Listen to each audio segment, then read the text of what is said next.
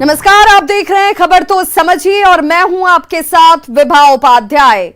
Bulletin में सबसे पहले बात अफवाहों की सियासत की। 16 सालों से बिहार की कमान संभालने वाले नीतीश कुमार को अफवाहों ने हैरान कर दिया है। नीतीश कुमार खुद ही उड़ती अफवाहों पर आश्चर्यचकित हैं।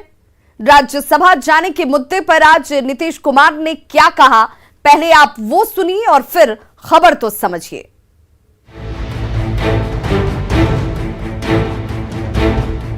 क्या नीतीश कुमार बिहार के मुख्यमंत्री नहीं रहेंगे?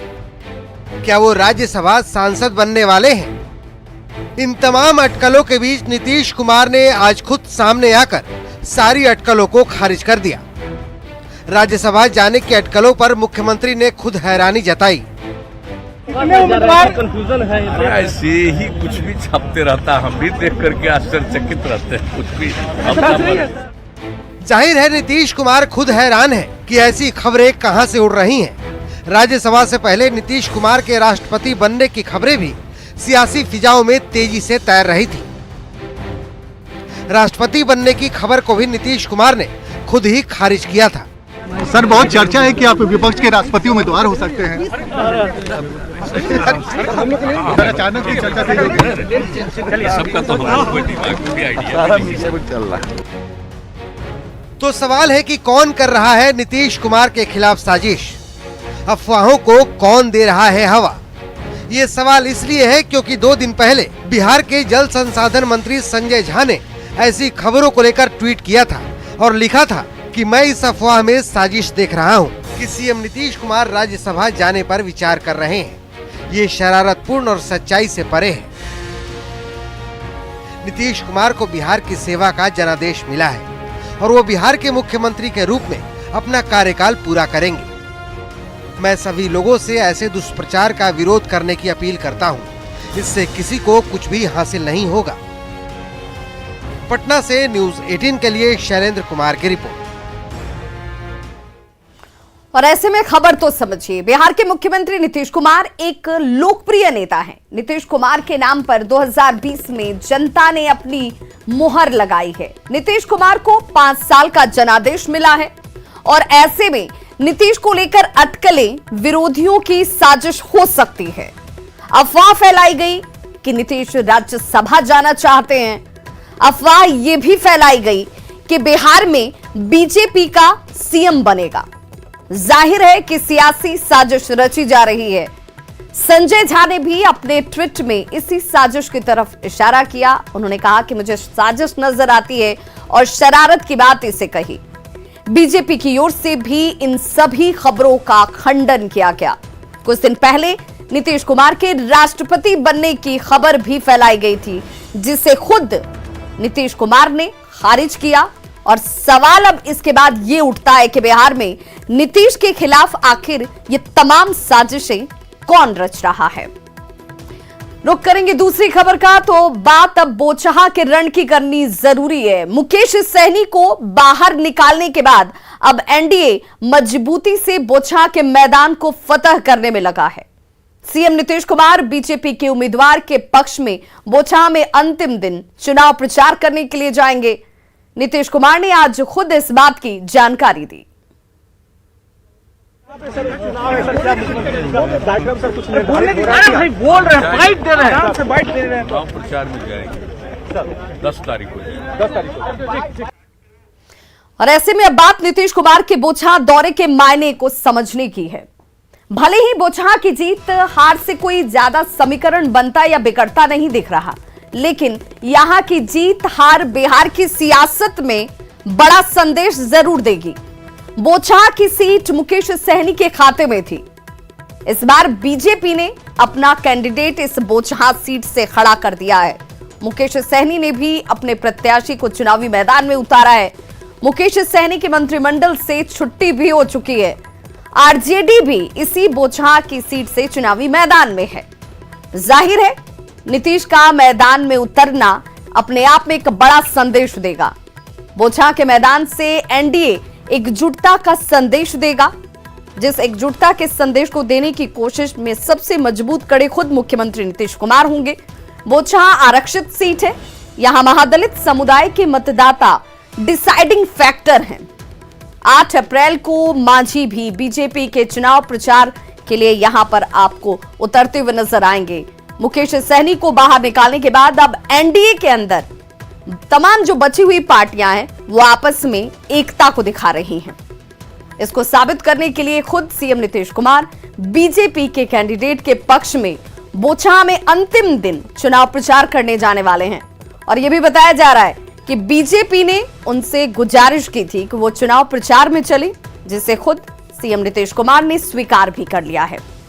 10 को नीतीश, 8 अप्रैल को मांझी चुनावी प्रचार करते हुए नजर आएंगे बोचहा विधानसभा उपचुनाव के लिए, और 12 अप्रैल को यहां पर मतदान होने हैं। अंदाजा लगाइए, मुख्यमंत्री 10 अप्रैल को बीजेपी उम्मीदवार बेबी कुमारी के पक्ष में लोगों से वोट अपील करेंगे।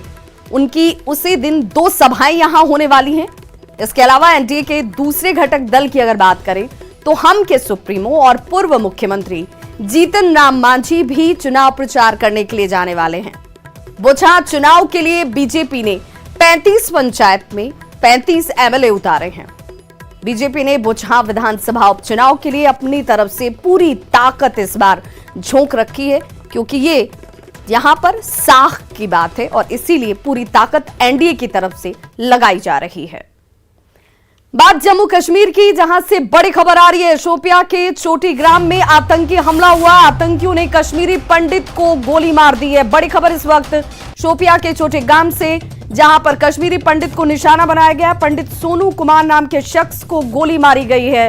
घायल कश्मीरी पंडित की हालत गंभीर बताई जा रही है। इलाज के लिए फिलहाल इन्हें शोपिया के से श्रीनगर रेफर किया गया है। पंडित सोनू कुमार के नाम के शख्स को गोली मारी गई। तस्वीरें आपके टीवी स्क्रीन पर, और लगातार एक के बाद एक आतंकी हमले यहां पर, जिसमें मजदूरों को निशाना बनाया जा रहा है और आज ही कश्मीरी पंडित को निशाना बनाया गया है, जिसकी तस्वीर आप इस वक्त देख पा रहे हैं। शोपिया से हालांकि स्थिति को गंभीर देखते हुए कश्मीरी पंडित को श्रीनगर रेफर किया गया है। तो ये बड़ी खबर इस वक्त जम्मू कश्मीर से आ रही है। आतंकियों ने कश्मीरी पंडित को गोली मारी है। पंडित सोनू कुमार, जो नाम बताया जा रहा है, पंडित सोनू कुमार नाम के शख्स को गोली मारी गई है। स्थिति गंभीर बताई जा रही है और फिलहाल बेहतर इलाज के लिए शोपिया से श्रीनगर रेफर किया गया है।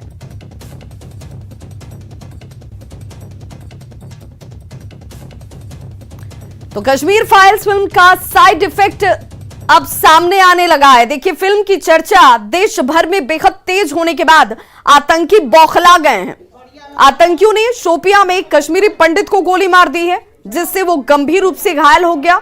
घायल कश्मीरी पंडित को गंभीर हालत में स्थानीय अस्पताल में भर्ती कराया गया। हमले की सूचना के बाद पूरे इलाके को सुरक्षा बलों ने घेर लिया है। जम्मू कश्मीर में आतंकियों ने बीते 24 घंटे की अगर बात करें, 2 तस्वीर आपके टीवी स्क्रीन पर है, और देखिए आतंकियों ने पिछले 24 घंटे में 7 लोगों को गोली मारी है। श्रीनगर के लाल चौक से सटे मायसूमा इलाके की बात करें तो सोमवार को आतंकियों की तरफ से हमला किया जाता है। दिन दहाड़े हमले में सीआरपीएफ का एक जवान शहीद हो गया, जबकि एक अन्य घायल को अस्पताल रेफर किया गया। राजौरी जिले के नौशेरा में एलओसी से घुसपैठ को नाकाम बनाते हुए सेना ने घुसपैठियों को मार गिराया था। आतंकी से हथियार और गोली बरामद की गई। फिलहाल ऑपरेशन इस इलाके में भी जारी है। तो गंभीर हालत में देखिए, आज जो बड़ी खबर इस वक्त आ रही है, कश्मीर फाइल्स की सफलता से आतंकी जो है बौखलाए हुए हैं। एक के बाद एक पिछले 24 घंटे में 7 लोगों को निशाना बनाया गया है, जिसमें सुरक्षा बल के जवान भी शामिल हैं, मजदूर भी शामिल है। और अभी शाम होते होते देखिए एक कश्मीरी पंडित को भी गोली मारी गई है। शोपिया में कश्मीरी पंडित को आतंकवादियों ने गोली मारी है। सोनू कुमार नाम बताया जा रहा है पंडित का, और फिलहाल गंभीर स्थिति को देखते हुए अस्पताल रेफर किया गया है श्रीनगर के। तो शोपिया में कश्मीरी पंडित पर हमले से पहले आतंकियों ने पुलवामा में बिहार के रहने वाले 2 लोगों पर हमला किया। हमले में बिहार के रहने वाले 2 मजदूर घायल हो गए। जिन 2 मजदूरों को गोली लगी वो बगहा के रहने वाले हैं। बेतिया के रहने वाले पतलेश्वर कुमार और जोको चौधरी वहां मजदूरी का काम करते हैं, जिन्हें आतंकियों ने निशाना बनाया। इनका अभी इलाज जारी है। इसके बाद शाम होते होते शोपिया में आतंकियों ने देखिए एक कश्मीरी पंडित पर भी हमला कर दिया।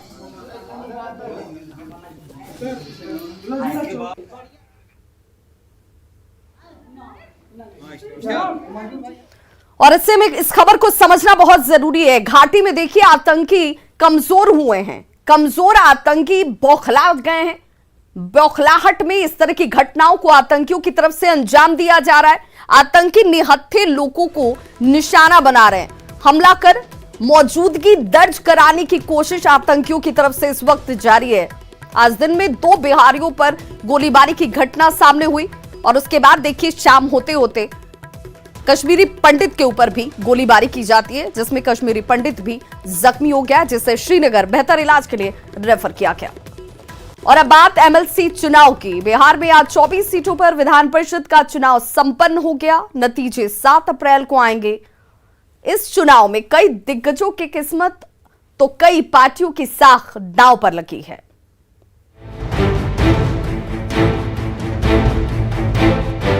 बिहार में 24 सीटों के लिए मतदान संपन्न हो गया।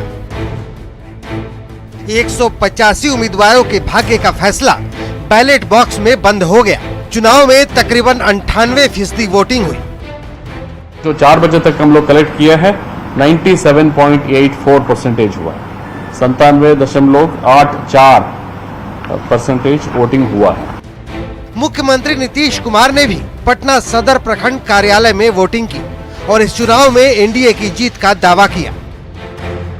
नहीं, अपना मतदान तो देना ही चाहिए। जो भी जिनका भी नाम इसमें शामिल होता है तो एक एमएलसी के रूप में शामिल है, इसलिए हम मतदान देने के लिए आ गए हैं। पूरे तौर पर विजयी बनाएंगे, यही हम लोगों की उम्मीद है। सांसद, विधायक, विधान पार्षद, त्रिस्तरीय पंचायती राज, नगर निकाय के 1,34,000 से ज्यादा मतदाताओं ने मताधिकार का प्रयोग किया, लेकिन आरजेडी एमएलसी सुनील सिंह अपना वोट नहीं डाल पाए क्योंकि उनका नाम ही सूची में नहीं था। सुनील सिंह ने चुनाव आयोग को पत्र लिखकर इसकी शिकायत की है और कोर्ट में जाने का भी मन बना रहे हैं। हाउस के मेंबर हैं, अगर अपर हाउस हो, एमपी हो, एमएलए हो, अगर उन्हीं को अगर वोटिंग का अधिकार न मिले तो इससे दुर्भाग्यपूर्ण राज्य में स्थिति नहीं हो सकती। जो गलतियां हुई है या तो वो लोग कार्रवाई करे जो दोषी पदाधिकारी है, और नहीं तो इसके लिए हम न्यायालय के शरण में भी जाएंगे, निश्चित रूप से जाएंगे।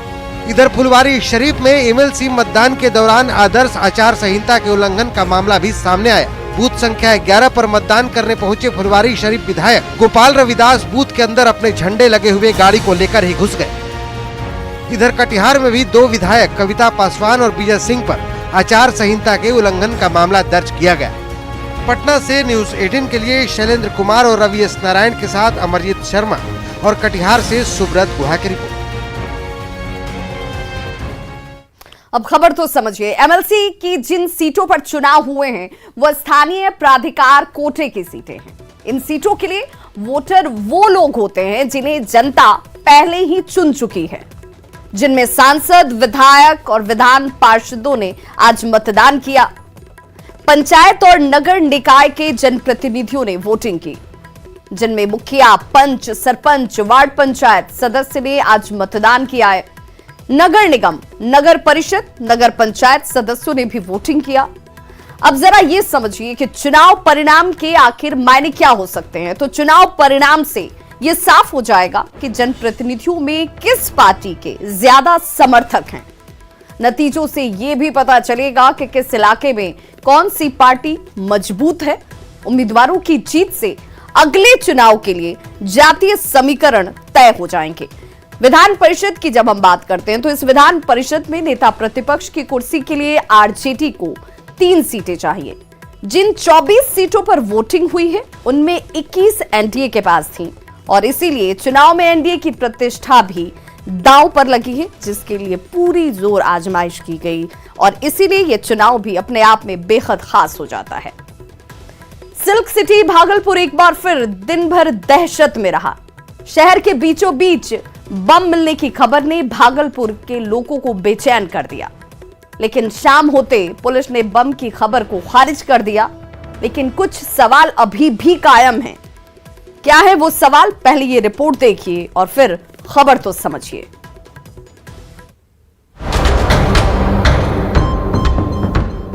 भागलपुर के बूढ़ानाथ चौक के पास लोगों की भीड़। और मौके पर डॉग स्क्वाड की टीम। दिन भर बम को लेकर घंटों बूढ़ानाथ मंदिर के पास अफरा तफरी मची रही, लेकिन शाम होते होते पुलिस ने यह साफ कर दिया कि दुकान के बाहर बम जैसा दिखने वाला गोला वास्तव में बम नहीं है। दुकान के आगे एक पुड़िया बना के उस पर सुतली बांध के रखा हुआ था। फिर बम निरोधक दस्ता की टीम बुलाई गई, उन्होंने उसको खोल के दिखवाया तो उसमें प्रथम दृष्टया कुछ सफ़ेद और पीला पाउडर उसमें कुछ रखा हुआ था, लेकिन ये बम कहीं से प्रतीत नहीं होता है। भागलपुर के एसएसपी ने साफ कर दिया कि मिलने वाला बम नहीं है, लेकिन दिन में बम स्क्वाड के एक अधिकारी जो मौके पर जांच कर रहे थे, उन्होंने साफ साफ कहा था कि डॉग ने विस्फोटक होने का संकेत दिया है। आप भी सुनिए। डॉग संकेत किया कि विस्फोटक चीज है, डॉग संकेत किया कि विस्फोटक चीज है। तो सवाल है कि डॉग स्क्वाड की टीम और पुलिस की जांच थ्योरी में फर्क क्यों है? ये सवाल इसलिए है क्योंकि भागलपुर में लगातार बम विस्फोट की घटनाएं हो रही हैं। 3 मार्च को भी पटाखा फैक्ट्री में बड़ा विस्फोट हुआ था, जिसमें 15 लोगों की मौत हो गई थी। भागलपुर से न्यूज़ 18 के लिए विकास सिंह की रिपोर्ट। तो देखिए, इस बार भागलपुर में भले ही बम नहीं निकला, लेकिन पिछले 1 महीने की बात करें तो ऐसा लगता है कि भागलपुर बारूद की ढेर पर खड़ा है। खबर तो समझिए, 3 मार्च को भागलपुर में विस्फोट हुआ था, जिसमें 15 लोगों की जान चली गई थी। विस्फोट पटाखा फैक्ट्री में हुई थी। 31 मार्च को भी भागलपुर में बम मिलता है। अकेले भागलपुर में पिछले 5 वर्षों के दौरान बम विस्फोट की 113 घटनाएं अब तक हो चुकी हैं। जाहिर तौर पर यह पुलिस की नाकामी है, क्योंकि अगर पुलिस मुस्तैद होती तो 3 मार्च को काजवली चौक की वारदात में 15 लोगों की मौत नहीं हुई होती, और इसीलिए भले आज की घटना में बारूद न निकला हो, लेकिन लगातार बम मिलने की घटनाओं में किसी निष्कर्ष तक पुलिस का न पहुंचना, किसी की गिरफ्तारी का न होना अपने आप में गंभीर सवाल जरूर खड़े करता है। अगर पड़ोस में आग लगी हो तो आप भी चैन से नहीं बैठ सकते। कुछ यही हाल है भारत का, जिसके 2 पड़ोसी यानी कि पाकिस्तान और श्रीलंका में हाहाकार मचा हुआ है, और दोनों देशों के हालात पर भारत में भी मंथन हुआ है। पावर गेम में डूबा पाकिस्तान, पावरलेस हो चुका है श्रीलंका। दोनों देशों में भारत का गुणगान। देखें इन दोनों तस्वीरों को। पाकिस्तान में पॉलिटिशियंस परेशान हैं, तो वहीं श्रीलंका में पब्लिक त्राही त्राही कर रही है। दोनों देश में हाहाकार मचा है, हालात बद से बदतर होते जा रहे हैं। पहले बात पाकिस्तान की। दरअसल पाकिस्तान में मचे सियासी घमासान का मामला सुप्रीम कोर्ट पहुंच गया। सोमवार को सुप्रीम कोर्ट में इस मामले पर सुनवाई हुई कि संसद में अविश्वास प्रस्ताव खारिज किया जाना और इमरान खान की सिफारिश पर राष्ट्रपति की ओर से सदन को भंग किया जाना जायज है या नाजायज। हालांकि अदालत ने यह सुनवाई 5 अप्रैल यानी मंगलवार दोपहर 12 बजे तक के लिए टाल दी है। फिलहाल इमरान खान ने पाकिस्तान के पूर्व चीफ जस्टिस गुलजार अहमद को केयर टेकर प्रधानमंत्री के लिए नॉमिनेट किया है। फवाद चौधरी ने ट्वीट कर इस बात की जानकारी दी। राष्ट्रपति के पत्र के जवाब में तहरीके इंसाफ कोर कमेटी से मशवरे और मंजूरी के बाद प्रधानमंत्री इमरान खान ने पाकिस्तान के पूर्व चीफ जस्टिस गुलजार अहमद को केयर टेकर प्रधानमंत्री के लिए नॉमिनेट किया है। इधर विपक्ष को बोल्ड करने के साथ ही इमरान खान ने चुनाव की तैयारी शुरू कर दी है। तो इंशाल्लाह अब हम टिकट बड़े सोच समझ के देंगे। जो असल चीज हमने सीखी है, और मैंने खास तौर पे सीखी है, इन तकरीबन अब 26 साल हो गए मेरी पॉलिटिक्स के, कि पाकिस्तान तरक्की नहीं कर सकता जब तक पार्लियामेंट में उस तरह के लोग ना आए जो मुल्क का सोचे। बहरहाल सियासत की वजह से परेशान है पाकिस्तान, तो वहीं श्रीलंका की परेशानी है पैसे की किल्लत। आर्थिक संकट से जूझ रहा है श्रीलंका, जो कि उसकी आजादी के बाद इतिहास का सबसे खराब आर्थिक संकट है। वहां का विदेशी मुद्रा भंडार खाली हो चुका है, जिसके कारण वहां ईंधन और सभी जरूरी सामानों की कमी हो गई है। अराजकता की स्थिति पैदा हो गई है। सामानों की कमी और महंगाई से परेशान श्रीलंका के लोग सड़कों पर विरोध प्रदर्शन कर रहे हैं। सैलरी के साथ हमको नहीं जी सकते इधर, इसीलिए आपको हमको ये गवर्नमेंट चेंज करना ही होगा। गैस नहीं है, पेट्रोल शेड्स में क्यों है, मिल्क पाउडर नहीं है, सभी एसेंशियल्स बहुत कॉस्ट ऑफ लिविंग बढ़ गया है। डॉलर के लिए पूरा दुनिया से भीख मांग रहे हैं। हालात बद से बदतर होते जा रहे हैं और इसका प्रभाव वहां के राजकाज पर भी साफ दिखने लगा है। पीएम महिंदा राजपक्षे को छोड़कर पूरी कैबिनेट ने इस्तीफा दे दिया है। वहीं बार बार भारत से मदद की गुहार लगाई जा रही है। सवाल है, जब देश डूबने लगते हैं तो उन्हें भारत की याद क्यों आती है? सवाल इसलिए क्योंकि अपनी लुटिया डूबते देख इमरान खान भी भारत का गुणगान करने लगे थे, बार बार भारत की विदेश नीति की दुहाई दे रहे थे। बता दें कि पड़ोस में मचे उथल पुथल को लेकर पीएम मोदी और विदेश मंत्री एस जयशंकर के बीच उच्च स्तरीय बैठक भी हुई, जिसमें पाकिस्तान और श्रीलंका के हालात को लेकर अहम चर्चा हुई। Bureau report, news 18 network. तो खबरों का सिलसिला लगातार जारी है। आप देखते रहिए न्यूज़ 18 बिहार झारखंड।